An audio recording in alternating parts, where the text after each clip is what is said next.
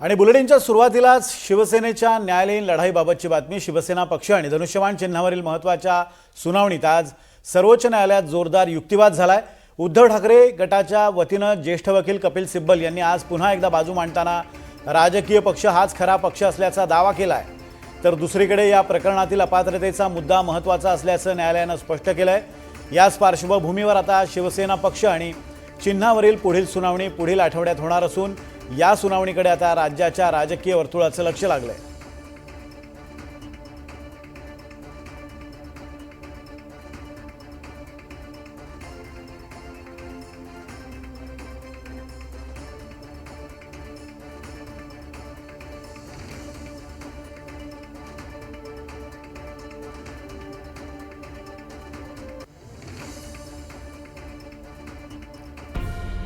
काय घडलं आजच्या कोर्टाच्या सुनावणी दरम्यान? निवडणूक आयोगासमोर दोन्ही बाजूच्या लोकांनी समर्थन असल्याचं सांगितलं असा कपिल सिब्बल यांनी युक्तिवाद केलाय। मात्र पक्ष संघटना उद्धव ठाकरेंच्या बाजूने होती। 2018 मधल्या संविधानानुसार 10 पैकी 6 नेत्यांनी उद्धव ठाकरेंना पाठिंबा दिला होता।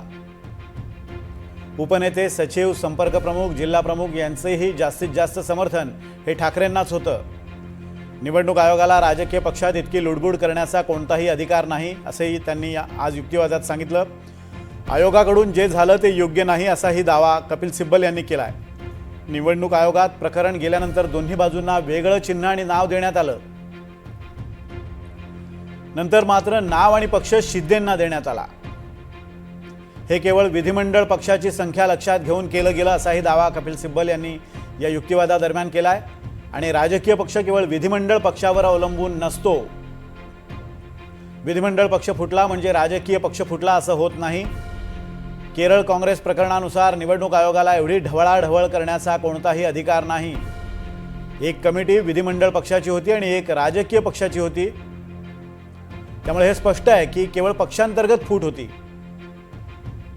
उद्धव ठाकरेंना पक्षप्रमुख म्हणून सर्वाधिकार तेव्हाही होते आणि निवडणूक आयोगाने आपल्या अधिकार क्षेत्राचं उल्लंघन केलं असंही सिब्बल यांचं म्हणणं आहे। निवडणूक आयोगाने 2018च्या पक्ष घटनेकडे दुर्लक्ष करून 1999च्या घटनेचा आधार घेतल्याचा दावाही ठाकरेंच्या वकिलांनी केलाय। दोन्ही गट 2018च्या घटनेच्या आधारावर आपले दावे करत होते, पण आयोगाने त्याचा विचारच केला नाही। राजकीय पक्षाच्या घटनेच्या वैधतेवर निर्णय देण्याचा अधिकार निवडणूक आयोगाला नाही असाही दावा सिब्बल यांनी केलाय।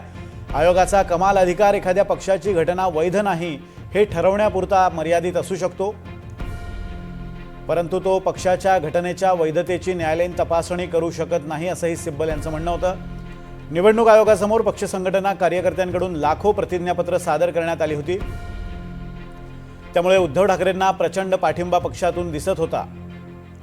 आयोगाने संघटनात्मक बहुमताकडे साफ दुर्लक्ष करून केवळ आमदारांच्या संख्येच्या आधारावरच हा निर्णय घेतल्याचा दावाही सिब्बल यांनी ठाकरेंच्या वतीने केला। विधानसभेत बहुमत असणं आणि संपूर्ण राजकीय पक्षात बहुमत असणं या दोन्ही वेगळ्या गोष्टी आहेत।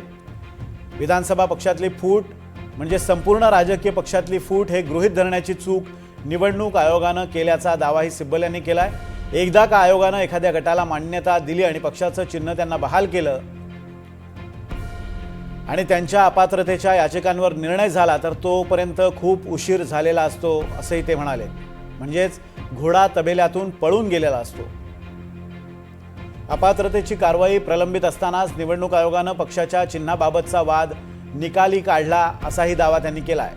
अपात्रतेच्या कार्यवाहीतली उत्तरं 2023 मध्ये दाखल करण्यात आली होती।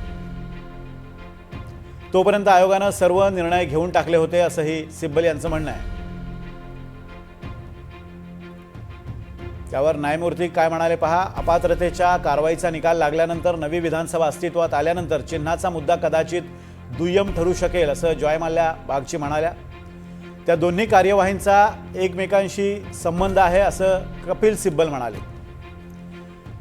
त्यावर नक्कीच त्यांचा संबंध आहे, कारण त्या काही अंशी एकमेकांशी संबंधित आहे असं बागची म्हणाले।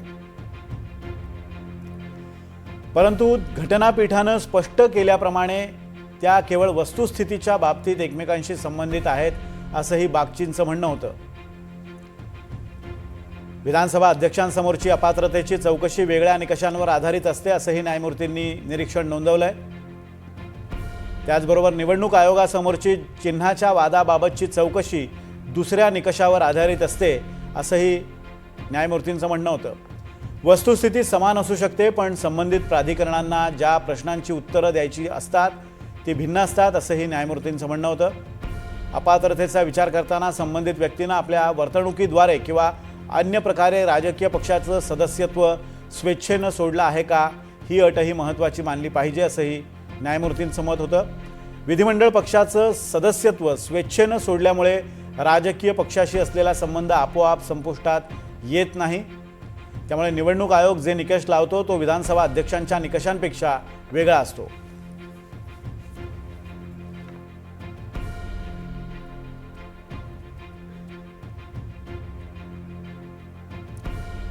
बैठकीला हजर राहण्यासाठी प्रमुखांच्या नोटिसीला उत्तर देणं किंवा न देणं हे स्वेच्छेनं सदस्यत्व सोडल्यासारखं होईल का? अचानक दुसऱ्या राज्यात जाणं किंवा कथितरित्या दुसऱ्या पक्षासोबत हातमिळवणी करणं या गृहीतकांवर अपात्रता ठरते असं न्यायमूर्ती म्हणाले।